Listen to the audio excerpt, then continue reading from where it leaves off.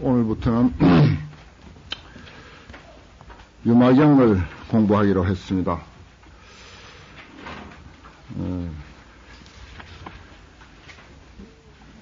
불교의 그 경전 가운데 우리가 자주 읽히는 경전, 또 많이 소개된 경전은 그 많은 경전 가운데 우리가 다 읽지는 못한다 하더라도 자주 소개된 것, 많이 읽히는 것, 이것은 우리가 알고 있어야 할 그런 그 처지입니다. 왜냐하면은 평생을 두고 불자로서 살아가고 있고, 또 부처님을 믿고 부처님 가족이 돼가지고 우리가 그 삶을 살아가고, 또 알게 모르게 그 어떤 그 부처님의 힘을 우리가 받아서 사람들 따라서 정말 죽을 고비도 넘기는 사람들도 있고, 또 어떤 삶에 큰 그 도움을 받는 그런 그 예도 있고, 사람들 따라서 이제 그 다종다양하겠습니다만은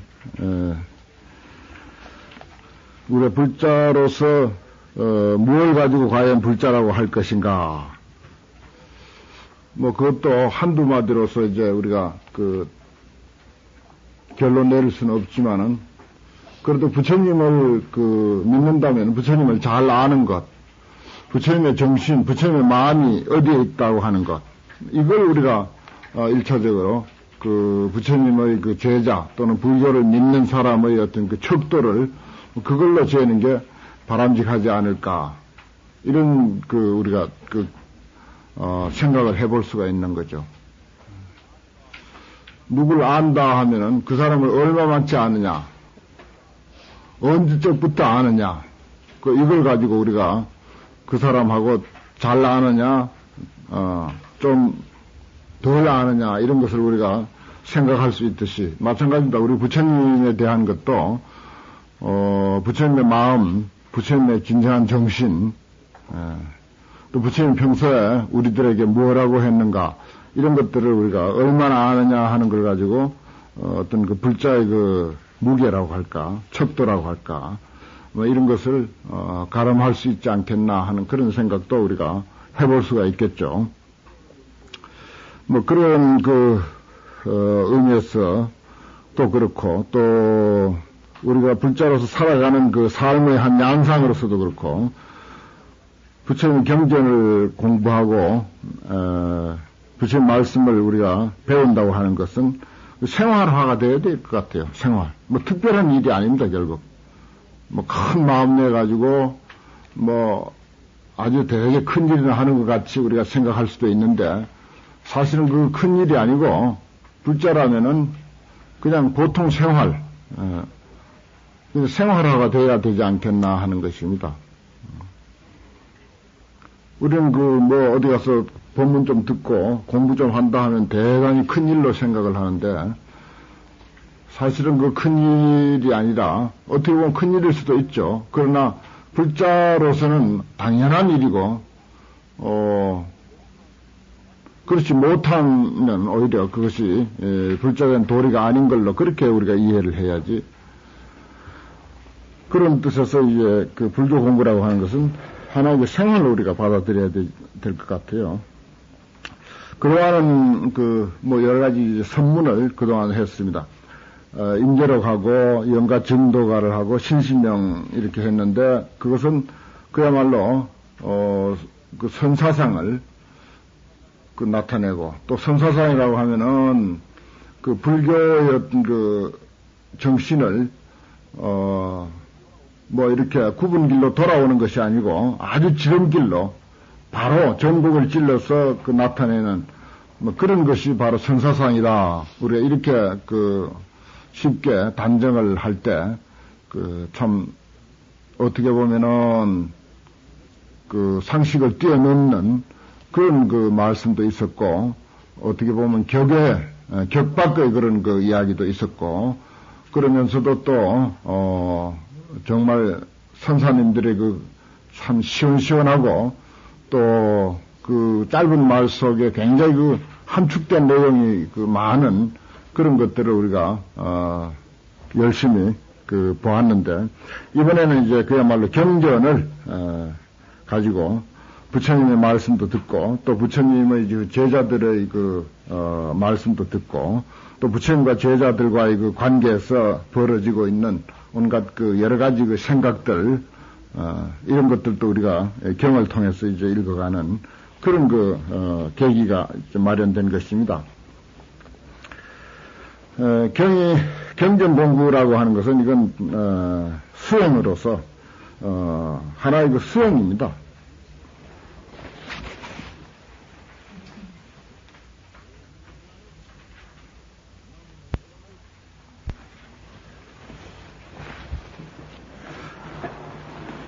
우리가 수행이라고 하면은 뭐 기도다든지 참선이라든지 또 이런 것을 떠올릴 수가 있는데, 경전 공부 그 자체도 하나의 수행으로 그래 되어 있어요. 옛날 부처님 당시라든지 또 그 이후의 불자들은 독송하는 것, 부처님 말씀을 외우는 것으로서 굉장한 수행을 삼았습니다. 지금도 물론 연불이라든지 주력이라든지 이런 것은 외우는 일이 많이 포함되어 있죠. 경전도 보면 수지 독송, 서사 또는 민 연설, 외운다든지 읽는다든지 쓴다든지 또는 또 남에게 그 뜻을 일러준다든지 하는 그런 내용들을 자주 볼 수가 있는데, 그런 일이 그대로 경을 통한 하나의 수행이다, 이렇게 이제 되어 있습니다. 그러기에 이걸 하나의 수행으로 우리가 생각을 하고, 또 따라서 하나의 불교적인 지식을 또 여기서 또 얻을 수 있다 하는 것도, 그것도 또한 또 우리가 간과할 수 없는 그런 또 좋은 소득이라면 또 소득일 수 있겠죠. 그러나 지식을 얻는 것보다는 하나의 수행으로, 또 수행이 불자들로서는 당연한 생활로, 이렇게 생각하는 게 첫째 사실은 의미입니다. 우리 경전 공부의 첫째 의미는 그거고, 그 다음에 거기서 이제 어떤 지식을 얻는다든지, 또 불교에 대한 이런 몰랐던 걸 아는 거라든지, 또 부처님의 어떤 역사 또는 뭐 제자들의 여러 가지 어떤 활동 뭐 이런 것들도 곁들여서 아는 것은 사실은 제2차적인 그런 하나의 소득이라고 우리가 이렇게 생각을 해야 되겠죠.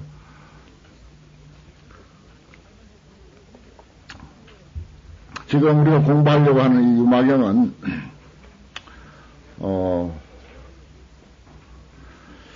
그 위치를 두고 이야기를 한다면은 불교의 많은 경전 가운데서 결집된 시기도 상당히 오랜 세월이 지난 뒤에 결집이 됐고, 그러다 보니까 불교가 상당히 발전할 대로 발전한 대승불교 운동이 한참 활발하게 벌어진 그런 시기의 경전이다.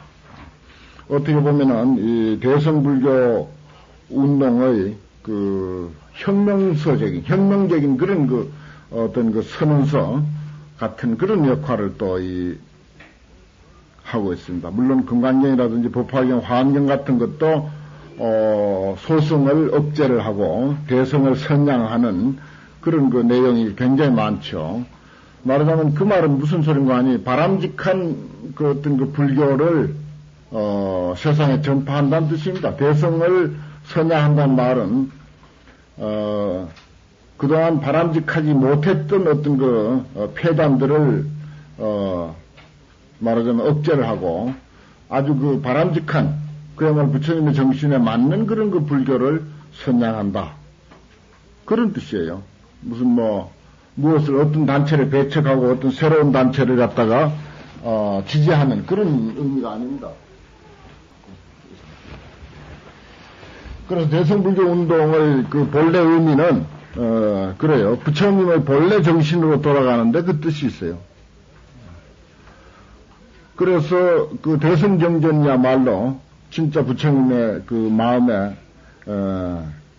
우러난 그런 내용이다. 부처님의 참 정신이 그대로 잘 소개되어 있는 그런 경전이다. 그래서 대승경전이 성립한 이후로는 다른 경전이 맥을 못 춥니다. 빛을 볼 수가 없게 됐어요. 그래서 그 후로는 이것이야말로 진짜 부처님의 올바른 정신이다 해서 그 후로는 한 번의 변화도 없습니다. 그대로 아무리 선이 발달하고 그다음 또 밀교가 발달했다 하더라도 북쪽으로는 밀교가 발달하고 이쪽으로는 또 서지 발달했는데 그런 발달을 겪으면서도 그런 변화를 겪으면서도 대승불교는 꾸준히 그 어떤 그 중심되는 그 위치에서 그 역할을 다 하고 있었다 이렇게 돼 있어요. 그래서 여기에 이제 그 유마경의 그 특색 또 주된 정신이 뭔가 하면은 주된 사상은 그 여기서 이제 대지에 융진속하고 현불이라 그랬어요. 진재와 속재를 융합한다 그랬습니다. 진재라면은 여기서는 어떤 그 진리의 입장이고 속재라면은 비진리의 입장 그렇게 볼 수가 있고 또 하나는 진은 출가의 어떤 그 입장을 말할 수가 있다면 또 속은 세속의 입장을 또 말할 수가 있습니다. 또 그 반대로 생각할 수도 있어요. 진을 세속의 입장이라고 생각할 수도 있고 속을 그 당시로서는 사실은 어떤 그 도식화되고 그 권위화되어 버리고 어떤 그 격식화되어 버린 그런 그 소승들의 그 고집 어떤 그 집착 편견 뭐 이것을 오히려 세속적인 그런 그 소견이죠. 그래서 그것을 오히려 출가 집단을 오히려 속이다라고 이렇게 볼 수도 있습니다. 오히려 열리고 툭 트인 그런 그 정신을 가진 불자들 그걸 오히려 진재의 그런 그 입장으로 볼 수가 있어요. 그러나 어떤 입장이 됐든지 간에 그 두 입장을 융화시키고 융합하는 그런 그 내용이 말하자면은 그 유마경의 그 특색이고 또 그러면서 그 둘이 결국은 둘이 아니다 하나로 귀결되는 본질적으로 하나고 결국 결론적으로 하나다라고 하는 대로 돌아가는 그런 그 내용이 그 이 유마경 속에 나타나고 있어요. 그래서 불입법문 둘이 아닌 이치를 잘 나타낸 그 법문으로서 이 유마경은 아주 유명하죠. 그래서 불이라고 하는 말, 뭐 사찰에 들어간 불이문이 있지 않습니까? 불이문. 둘이 아닌 문이다. 그것도 이 유마경에서 나온 거예요. 유마경. 불교에서 불이란 말을 잘 쓰거든요. 어떤 내가 아는 거사님은 목재 그 제재소를 차렸는데 제재소 이름이 불이 제재소, 불이.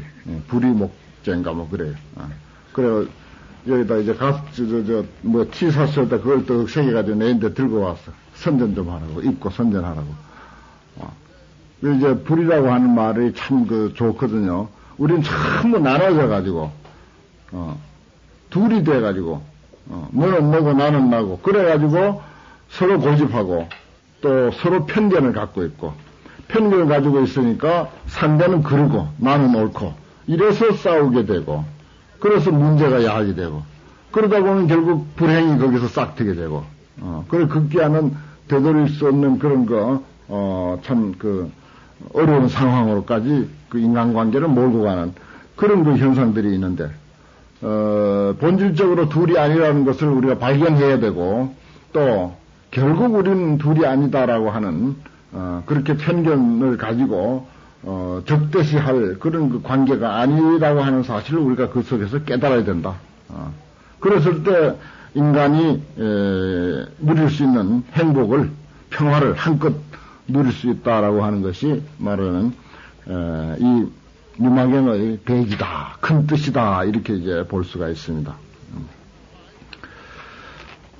대승불교 경전이다 보니까 주된 사상은 여기는 이제 역시 공사상과 보살사상을 들 수가 있습니다. 그 안목은 공사상에다가 두고 실체는 말하자면 보살 정신에다 두는 것입니다. 그러니까 보살 사상이 나오려면요, 우리가 생각하듯이 내 건 내 것이고 영원히 내 것이고 너 것은 영원히 너의 것이고 있는 것은 영원히 있고 없는 것은 영원히 없고 분명히 있고 분명히 없고 요런 그 흑백 논리, 그런 그 편견, 이걸 가지고는 보살사상이 나올 수가 없다는 것입니다. 안 그렇겠어요? 보살사상이라고 하는 것은, 내 자식 보듯이 남의 자식도 같이 봐야 되고, 내 어른, 내 부모 위하듯이 다른 이의 부모도 똑같이 위할 줄 아는 그 마음이 보살 정신인데, 내 자식만 자식이고 남의 자식은 자식이 아니다. 이렇게 되어버리면 그건 보살 그 정신이 될 수가 없죠. 근데 그 조금만 우리가 그 벽을 허물어뜨리면 그것도 가능해요. 가끔 보면은 전혀 불교하고 관계없는, 불교란 불자도 모르는 사람도 신문에 가끔 보면 그런 보살행을 하는 사람들을 우리가 많이 보지 않습니까 또, 그런 마음이 한 번씩은 나요. 이번에 성덕 바만인가 그 사람도, 보니까 그런 정신을 발휘한 사람들이 꽤 많더라고요. 왜 그럴 수 있느냐? 그 부처 불자도 모르는 사람인데, 불교하고 전혀 관계없는 사람인데 그런 마음을 가질 수 있는 것은 우리들 마음 속에, 모든 사람의 마음 속에 본래로 그런 그 정신을 가지고 있어요. 둘이 아니라고 하니, 그런 그 정신이, 너와 내가 둘이 아니다라고 하는 그런 정신이 본래로 우리 마음 속에 있습니다. 그게 부처의 씨앗 아니겠습니까? 그게 불성이거든요. 그렇기 때문에 가끔, 나도 모르게 그런 게 나온다고요. 어떤 상황이 되면 누구나 그런 그 정신을 발휘할 수가 있습니다. 예를 들어서 어린아이가 개울에 빠져갖고 허우적거리면요, 그 아이가 누구 집 아이인지 생각하지 않냐고, 자식을 둔 사람은 누구나 헤엄칠 줄 알고 모르고 관계없이 뛰어듭니다. 그 순간 뛰어들게 돼 있어요, 누구나 그런 상황을 보면요. 아무리 평소에 악한 사람이라 하더라도 그런 상황을 보고 어린아이가 물에 빠져서 허우적거리면 무조건 뛰어들게 돼 있다고요. 앞뒤 가리지 않고 뛰어들게 돼 있는 게 그게 인간의 본래 마음이라. 본래 그런 그 정신을 우리들 마음속에 가지고 있다고요. 근데 그 계기만 되면 그게 탁 불거져 나오게 돼 있다고요. 그렇기 때문에 이 보살 정신이라고 하는 것, 보살 행위라고 하는 것도 어떻게 보면 굉장히 어려운 것 같지만은, 한꺼풀만 살짝 그 벗기고 나면은 누구나 실천할 수 있는 거라. 그러기에 자기도 모르게 그런 행동이 나올 수 있지 않습니까? 자기도 모르게. 그 신문에 보도되고 TV에 보도된 거 보고서 그냥 울컥하는 마음이 나오는 거예요. 숨어있던, 나도 모르게 내 속에 감춰져 있던 그 보살 정신이 확 발휘되듯이. 지나가다 겨울에 빠진 아이의 모습을 보고 자기도 모르게 그냥 그런 보살 정신이 본래로 우리의 그 선한 그 마음이 그냥 뛰어나오는 거예요. 그래서 공을 바탕으로 한 그건 벌써 너니 나니 하는 분별이 없어요. 너니 나니 하는 분별이 없는 게 그게 공사상이야, 사실은. 있는 것과 없는 것을 둘러보지 않는 것. 나의 어른과 남의 어른을 둘러보지 않는 것. 내 자식과 남의 자식을 둘러보지 않는 것. 그건 이미 너와 나의 어떤 그 틀이 무너졌다. 공했다는 뜻입니다. 그 어떤 그 형식은 이미 텅 비었다 하는 거예요. 그럼 경계선은 이미 무너지고 텅 비어 없다는 것입니다. 그래야 그 공의 바탕이 돼야 공의 그 어떤 그 안목, 그걸 지혜라고 그러죠. 반야라고 그러는데, 그런 반야 지혜가 바탕이 되면 보살 정신이, 보살 행이 나오게 되어 있습니다. 그래서 대승불교 특색이 물론 그렇지만 특히 유마경에서는 보살행을 아주 그 중요시 여겨요. 중요시 여기고, 여기는 그 대승불교의 그런 그 혁명서 또는 대승불교 운동서라고도 할 수 있을 그런 정도의 그 경전이기 때문에 보살을 훨씬 우위에 둡니다. 출가한 사람들을 크게 여기서는 취급하질 않아요. 어떻게 보면 사정없이 무시하게 되고 제가 보살, 그야말로 유마거사라고 하는 이가 최고의 그 우위에 있는 그런 그 입장이 됩니다. 그래서 대승불교 운동이란 대중불교 운동이거든요. 대중불교 운동이라고 하는 것은 특별히 출가한 집단만을 존중시하는 게 아니고 모든 사람들, 평민들, 일반 그 불자들, 일반 사람들을 모두 다 존중시하고 중요시 여기는 다시 말해서 전 대중을 전 인류를 말하자면은 존중시하는 그런 그 운동이 바로 대중불교 운동 내지 대승불교 운동입니다. 대승적이라고 할 때는 여러 사람이 공유할 수 있는 것을 우리가 두고 이야기하지 않습니까? 우리도 흔히 그런 말을 신문에서 보잖아요. 대승적으로. 그건 이제 여러 사람이 공유할 수 있는 것을 말한 거예요. 그럼 대중이 다 참여할 수 있는 것을 뜻하고 있다고요. 그럼 불교가 대승불교라고 하면은 대중불교라는 그런 뜻입니다. 대중불교라고 하는 것은 어떤 특정 집단, 어떤 특수한 어떤 그 무리들을 두고 하는 소리가 아니고 모든 사람이 다 공유할 수 있는 그런 그 불교가 진짜 좋은 불교다. 그게 이제 소위 그 대승불교의 참 정신이에요. 그래서 여기에 보면 어떤 그 출가한 사람들은 아주 무시를 당하고, 그건 이제 그 당시 너무 출가한 사람들이 권위주의에 빠져 있었기 때문에 우정 이제 이런 이야기를, 그런 것을 이제 드러내는 거죠. 무시하려고 해서가 아니고, 그렇게 함으로 해서 대중이 살아나는 거죠. 특수 집단을 무시함으로 해서 전 대중을 살리는 그런 이야기입니다. 그래서 일반 보살이 말하자면 빛을 보는 그런 그 형식을 취하고 있습니다. 이 유마경이요. 그런 것이 하나의 그 특색이고, 또 경전이 대개 보면은 부처님이 설하시고 보살이 어떤 그 대화자가 된다든지, 또는 부처님의 제자, 성문 제자들, 10대 제자들, 이런 이들이 주로 부처님의 대화 상대가 돼가지고 경전이 성립하는 반면에, 여기에는 유마거사라고 하는 이가 물론 부처님이 계시지만은 유마거사라고 하는 이가 그 주인공으로 등장하게 됩니다. 이게 특색이에요. 다른 경전에는 그런 경전이 거의 없습니다. 물론 거사가 가끔 나오죠. 뭐 바사의 왕 같은 왕도 나오고요.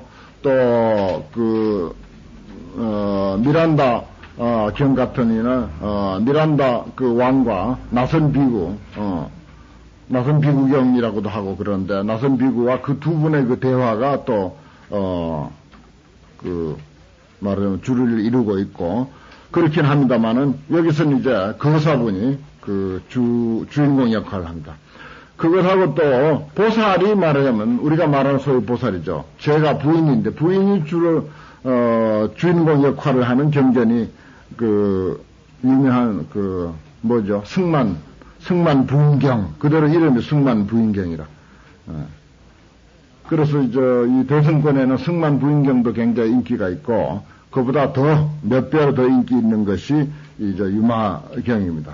왜냐, 이거는 이제 대중적인 그런 입장을 대변하고, 제가 신도의 입장을 대변하고, 또 거사가 주인공 역할을 이제 하는 그런 입장이기 때문에, 그래서 이제 남방불교 같은 데서는 상상을 못하죠.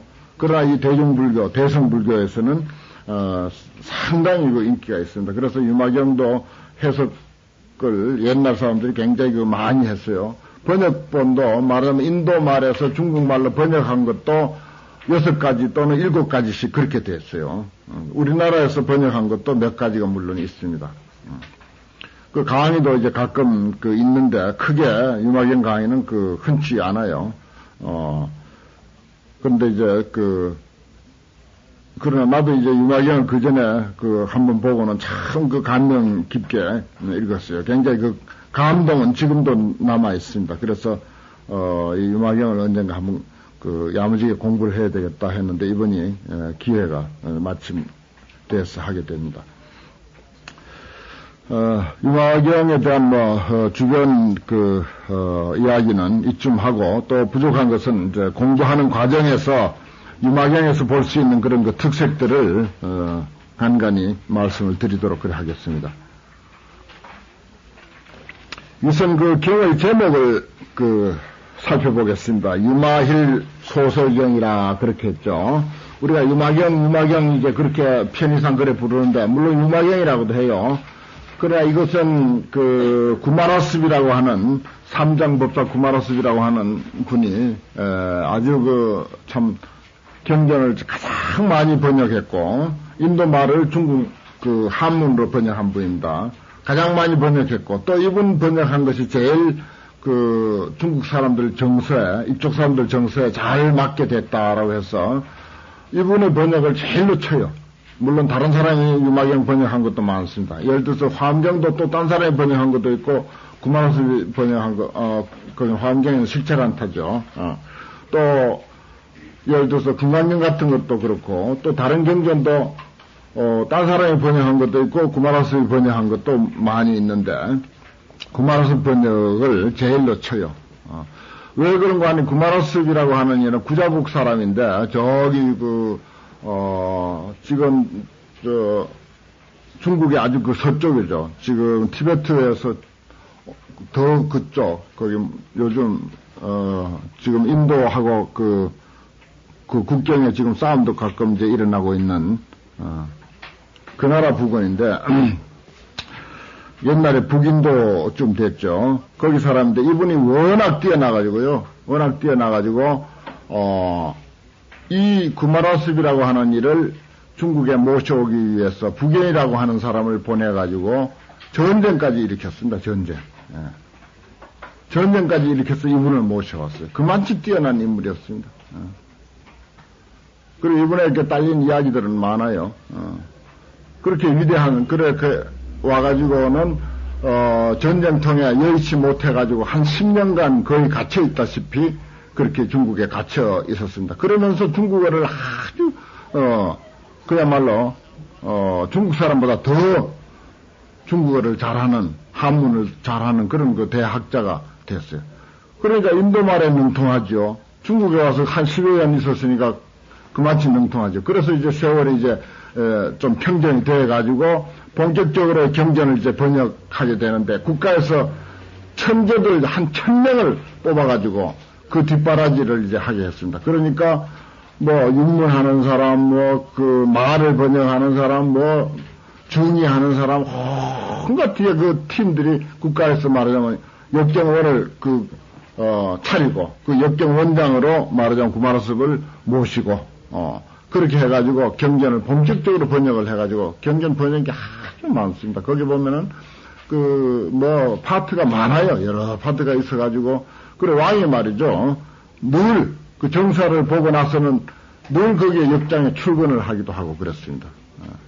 늘 거의 안 빠지고 그 역장에 한번 와서 그 번역하는 그 모양을 돌아보기도 하고 그렇게 했다는 거예요. 국가에서 그 정도로 이제 해준다면 포교하고 하는데 참 수월하고 편리하겠죠. 옛날에는 그런 일들이 있었습니다. 그래가지고 이분은 하도 뛰어나가지고 저런 사람은 혼자 그냥 둬서 안 된다. 어떻게 하더라도 씨를 받아야 된다. 해가지고 국가에서 무슨 부인이 9명이나 국가에서 뽑아가지고 뒀어요. 그런 정도였습니다. 그리고 혹은 삼거법사라 해가지고 이야기가 딸린 이야기가 워낙 많아요. 정말 불교사에서 뛰어난 분입니다. 그분이 아주 미려한 문장으로 이렇게 한문으로 번역을 했습니다.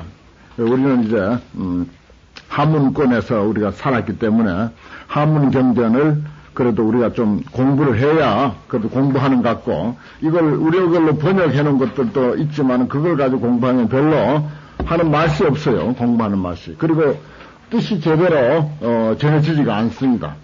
그래서 토를 달고 이렇게 해서 이제 한문본을 교재를 이것도 이제 컴퓨터로 이렇게 아주 요즘 기계가 좋으니까 잘 이렇게 만들어서 공부하게 됐습니다. 그래 이제 유마거사가 말하자면은 구체적인 이름이 유마힐이라 유마힐. 유마힐이라고 하는 이 거사가 불교에서 워낙 뛰어난 분이고 또 인도에 하면 유마힐이고 중국에 하면은 반거사고 우리나라는 부설거사고 신라에 와서는 부설거사고 시대에 따라서 그 거사들이 그 당시 도인들 못지않는 그런 뛰어난 인물들이 많았어요.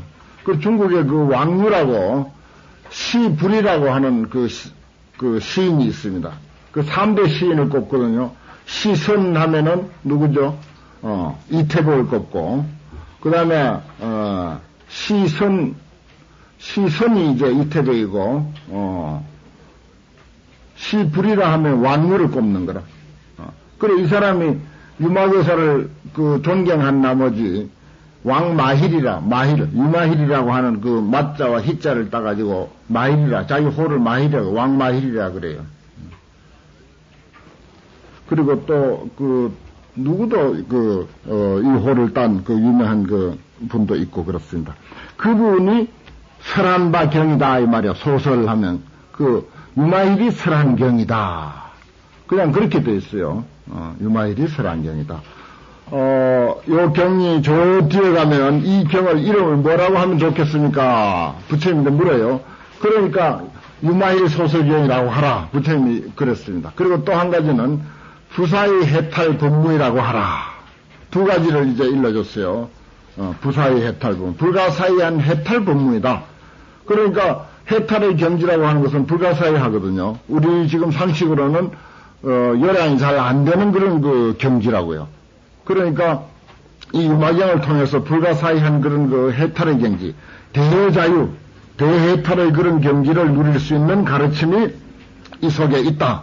그래서 부처님께서 유마일 소설경 또는 부사의 해탈 법문이라고 그렇게 너희들이 받들어라. 그런 이름으로 받들어 가지라라고 이렇게 직접 말씀하신 그런 내용이 저 뒤에 가면 이제 나옵니다. 그러면 경전 이름만 보고 유마일 거사가 설한경이구나 간단하게 이제 그렇게 알 수 있습니다. 그 설한바가 뭐냐? 그 말 속에 소설이라고 하는 말 속에 다 있지만은 그 설한바는 말하자면 요 경이 되겠죠. 이 경 본문이 된다고요. 그렇다고 뭐 유마일이 다 설하는 것은 물론 아닙니다.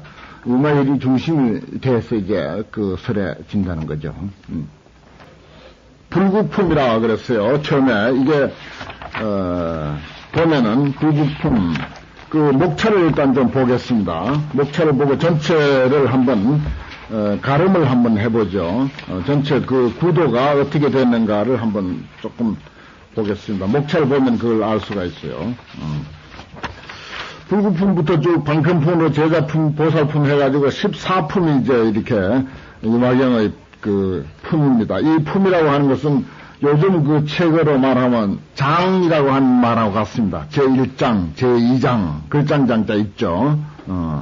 그러면 14개의 장으로 구성됐고, 4장마다 또 이런저런 내용이 그 속에는 이제, 갖춰져 있겠죠. 그걸 또 세 분 하면은 그 안에서 이제 여러 가지 단락으로 나눠질 수가 있습니다. 요걸 이제 3분으로 나누거든요. 3분을 나눈 데는 의뢰의 서분, 정동분, 유통분 이렇게 나눈다. 그래 3분 14품 그래요. 유마경 이야기할 때 의뢰의 공식적으로 일컫는 말이 3분 14품이라 그래 합니다. 3분은 이제 서분, 정동분, 유통분인데 3분이 불국품에서부터 제4 보살품까지가 서분에 해당됩니다. 불구품, 방편품, 제자품, 보살품까지가 서분. 줄을 다 꺼요. 그렇게. 이렇게 4품까지 꺼가지고 서분. 이렇게 써놓는 거예요. 그 다음에 제5부터, 저 밑에 견아촉품, 제12 견아촉품, 아촉불품 있죠.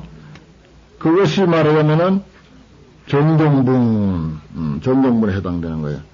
그 견아촉불품 중간부터, 견아촉불품 전체가 아니고, 견아촉불품 중간부터, 법공양품, 총무품까지 해가지고, 요게 이제 유통분이 되는 거라. 유통분이라고 하는 것은 결론인데, 결론이라고 하는 것은 이 법을 많이 유통시켜라, 펼쳐라, 전하도록 하라. 그래서 법륜을 많이 굴리고 법을 많이 전하도록 하라라고 하니 이게 결국 부처님의 결론이라. 결론은 다른 게 아니라고요. 결국 이것이 여러 사람에게 많이 퍼져야 결국은 거기서 우리가 그 중에 깨달음을 얻는 사람도 있고 못 얻는 사람도 있고 혹은 또 인연이 맺어져 가지고 다음 기회에 또 깨닫는 사람도 있고 이렇게 됩니다. 그래서 총무라고 하는 것도 결국은 법공양이란 말도 부처님의 가르침을 가지고 많은 사람에게 그 말을 소개하고 이바지하고 펼치는 일이고, 그 다음에 총무라고 하는 것도 부촉한다는 뜻이에요. 무는 오래 가도록 하는 말이고, 촉은 부촉한다, 부탁한다 이 말이에요. 오래 가도록 이것을 당부한다 하는 촉자입니다. 이게 당부한다.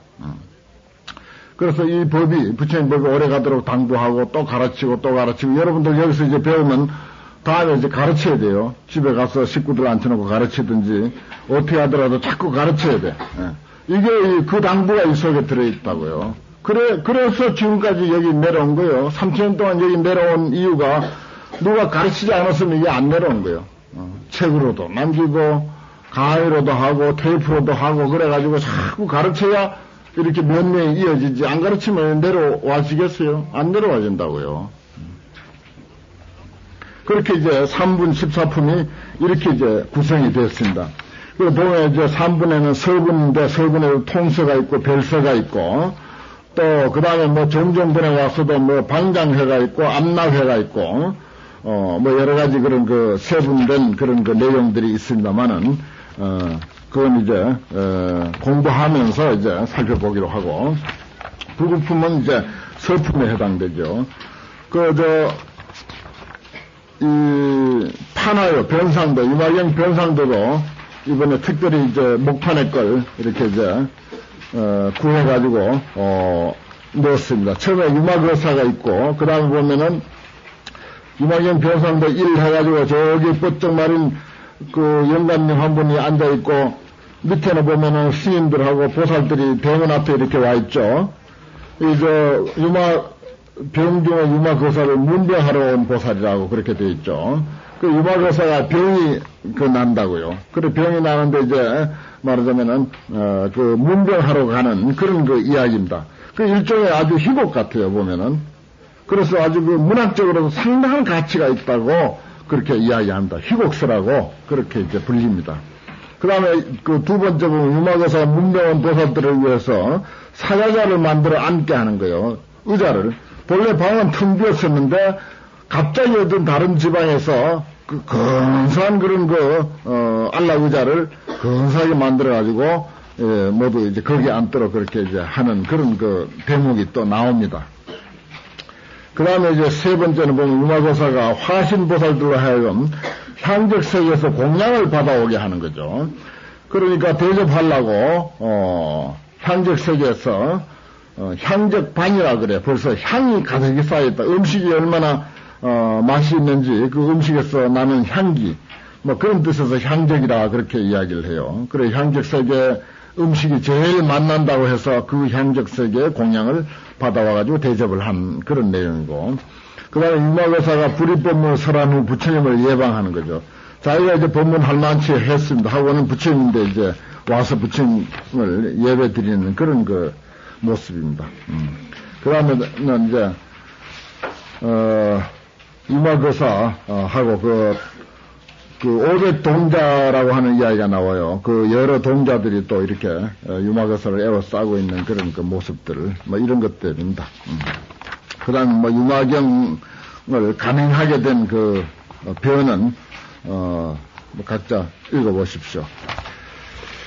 첫째 이제 불국품이 그런 그 3분 가운데 제일 첫 품물이고 또 14품 중에 제일 첫 품으로 이렇게 되어 있는데 벌써 건성하죠. 품 이름이 불국이라.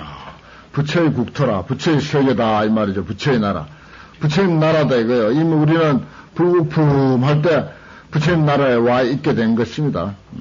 그런 기분을 느껴야 되죠. 불국품. 참 좋잖아요. 불국품. 불국이라.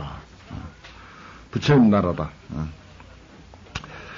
이 부처님 나라라고 하는 거, 우리가 불국토, 또는 불국정토, 또는 서방정토, 뭐 이런 여러 가지 그 표현들을 잘 쓰는데, 결국 우리가 불교를 공부하는 그 목표가 이 땅의 불국토 건설이라. 뭐 서방정토 이렇게 이제 이야기를 하지만은, 어느 다른 장소로 우리가 이사를 가가지고, 비행기를 타고 간다든지 뭐 인공위성을 타고 이사를 가서, 어떤 그런 그 아름다운 세계, 우리가 뭐 그리는 그런 세계를 누리자고 하는 것이 아니고, 불교는 근본적으로 바로 우리가 살고 있는 이 땅, 이 순간, 이 자리에서 부처님의 그 어떤 그 세계를 누리자. 정토, 극락 정토를 누리자라고 하는 것이 불교의 기본 그 취지입니다. 그건 하여튼 꼭 그렇게 알아야 돼요. 절대 이사 가서 좋은 데 사는 게 아니에요. 여러분들 이사 좋은 데 서방 정토에 갔다가 되돌아오는 사람들 많이 봤죠? 여기민 하는 사람들 얼마나 많습니까? 이제는 가는 사람도 별로 많지도 않지만은 갔다가 다 되돌아오는 거예요. 거의 되돌아오는 거죠. 그 보십시오. 정토 어디 장소에 있는 게 아니라니까. 뻔히 보여주잖아요. 그렇게 보여주잖아요. 절대 장소에 있는 게 아니에요.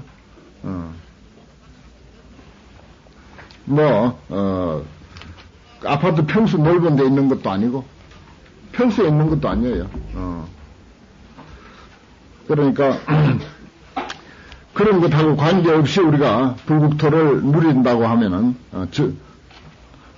극락 정토를 누린다고 하면은 얼마나 바람직하고 좋겠습니까? 불국토에서는 이제 삼종 불국토를 이제 흔히 이야기하는데, 상적광토라 해가지고 비로자나불이 계시는 장소, 그걸 이제 적광토라, 대적광토 또는 상적광토 이렇게 이야기를 하죠. 그건 진리 그 자체를 그대로 이야기하는 것입니다.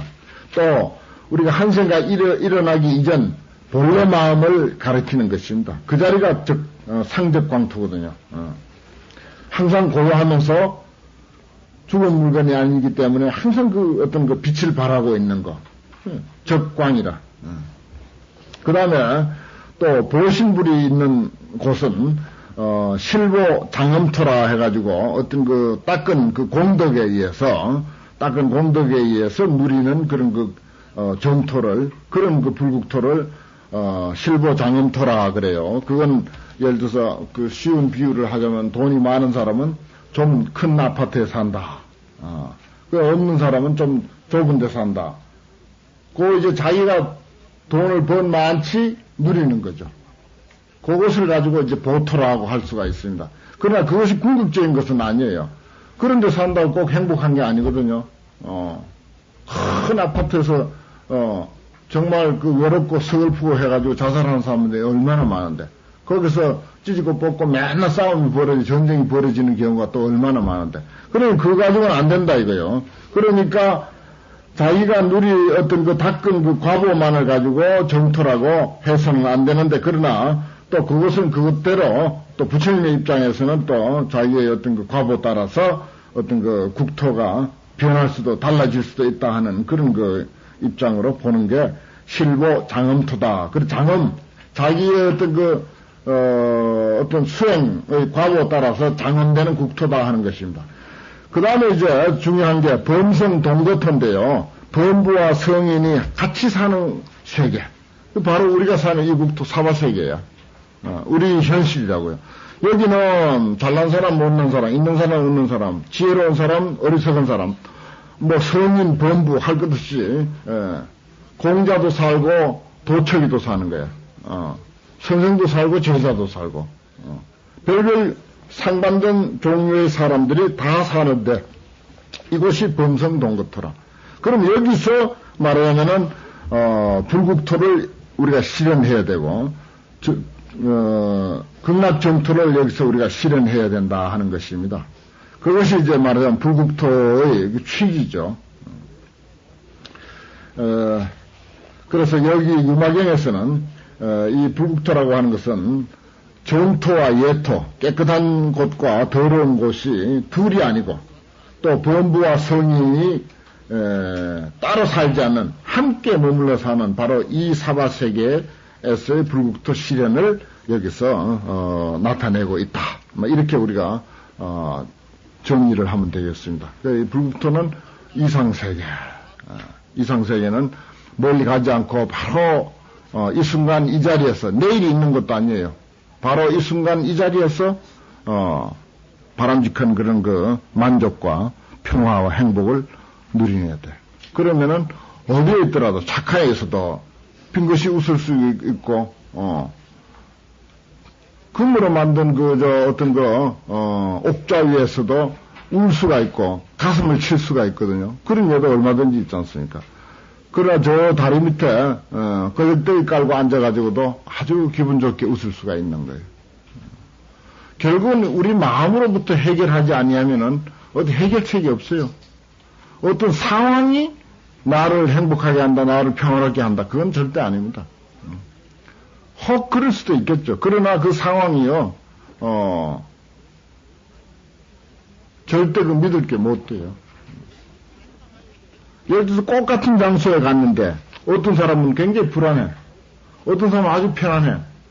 그래가지고 가자이 오자니 시비 많이 해보죠, 여러분들. 똑같은 장소인데 다르잖아요. 느끼는 게 다르. 그러니까 그 상황 가지고 어떻게 뭐 행복하다 불행하다 할 수가 없는 거예요. 결국은 내 마음에서 해결해야 된다. 열쇠는 내 마음에 달렸어. 불교는 참 이제 그 우리가 실천을 제대로 못해서 그렇죠. 이 원리만은 너무나도 틀림없습니다. 정말 틀림없는 그런 말씀만 하시는 거죠.